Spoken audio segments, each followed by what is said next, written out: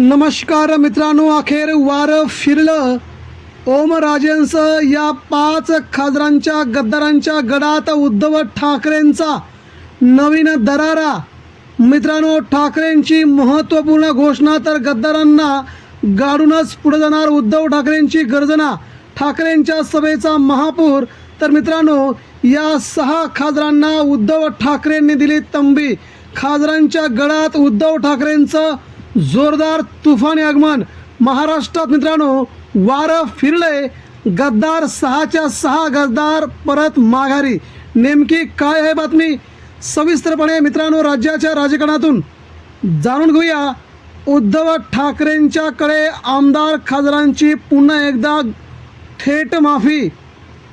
महाराष्ट्राच्या राजकारणात मित्रांनो उद्धव ठाकरेंचं तुफानी पुनरागमन झाले. या पुनरागमनामध्ये बंडखोर खासदारांच्या गडात ठाकरेंनी सुरुंग लावलाय आणि अनेक बड्या नेत्यांचे प्रवेश ठाकरेंनी आज करून घेतलेत. महाराष्ट्राच्या राजकारणात गेल्या 2 वर्षात जे काही घडले ते केवळ धक्क्यांचे सत्र नव्हते, तर ते एका विचारधारेला संपवण्याचं षडयंत्र होतं. पण ज्याला अस्ताला गेलेला सूर्य समजलं जात होतं, तोच सूर्य आज पुन्हा एकदा प्रखरतेने तळपू लागलाय. शिवसेना पक्षप्रमुख उद्धव ठाकरे यांच्याकडून गद्दारांना पाणी पाजलं जात आहे. उद्धव ठाकरे यांच्या नेतृत्वाखालील शिवसेना आता केवळ मैदानात उतरली नाही, तर त्यांनी आपल्या विरोधकांचे, विशेषतः ज्यांना गद्दार म्हटलं जात आहे, त्यांचे धाबे दणाणून सोडले आहेत. ज्या 5-6 नावांचा उल्लेख आज सर्वत्र होत आहे, त्या खासदारांच्या मतदारसंघात आता वारे पूर्णपणे फिरले आहेत. आणि हे वारं फिरले ते वारं ठाकरेंच्या बाजूनं फिरले. वावटळ सुटली आहे, वातावरण फिरलं आहे.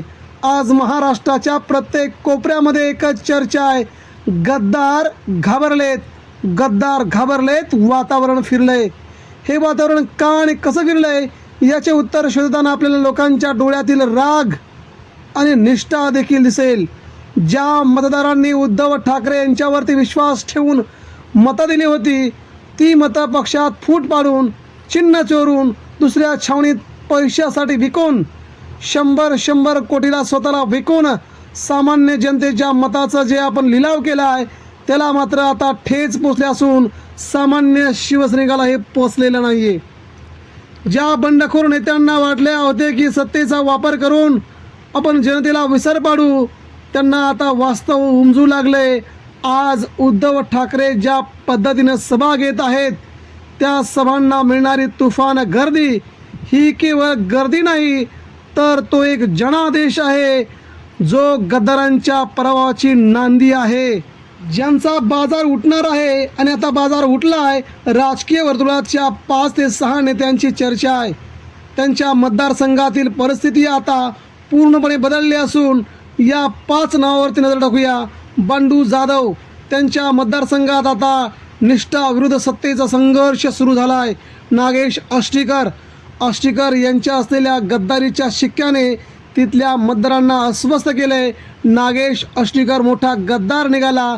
लोकांनी त्यांच्याच हिंगोली जिल्ह्यामध्ये बॅनर लावून नागेश आष्टीकर यांच्यावरती घणाघात केला आहे. ओमराजे निंबाळकर, धाराशिव जिल्ह्यातून ठाकरेंच्या प्रति निष्ठा म्हणून ओरडणारे ओमराजे निंबाळकर कधी गद्दार झाले त्यांना देखील कळलं नाही. धाराशिवच्या मातीत ज्या प्रकारे संघर्षाच्या ठिणग्या पडत आहेत, तिथे उद्धव ठाकरेंचा शब्द ब्रह्मवाक्य मानला जातोय आणि उद्धव ठाकरे सांगतील त्याला आज पुन्हा धाराशिवच्या मातीतून निवडून दिलं जाईल आणि गद्दारांची माती मूठ केली जाईल असं म्हणत ठाकरेंनी आता या ठिकाणी आपला उमेदवार निवडला आहे.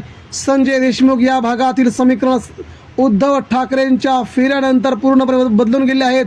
मित्रांनो, वाशिम जिल्हा, यवतमाळ जिल्हा ठाकरेंचा पहिल्यापासूनचा बालेकिल्ला, मात्र संजय देशमुख याला ठाकरेंनी निवडून आणलं आणि आता गद्दार झाला आहे. संजय दिना पाटील मुंबई ईशान्य भागातून ठाकरेंच्या सगळ्याच शिवसैनिकांच्या बळावरती हा खासदार झाला आणि गद्दारीचा शिक्का आपल्या डोक्यावरती उमटून घेतला. आता मात्र पराभव निश्चित आहे. शिर्डीचे खासदार भाऊसाहेब वागचौरे, घर वापसीनंतरची त्यांची भूमिका आणि उद्धव ठाकरेंची साथ यामुळे विरोधकांचे धाबे दणाणले आहेत. भाऊसाहेब वागचौरे यांना आता फक्त आणि फक्त समोर पराभव दिसू लागला आहे. या सर्व नेत्यांच्या विरोधात आता शिवसेनेचा एकनिष्ठ कार्यकर्ता पेटून उठला आहे.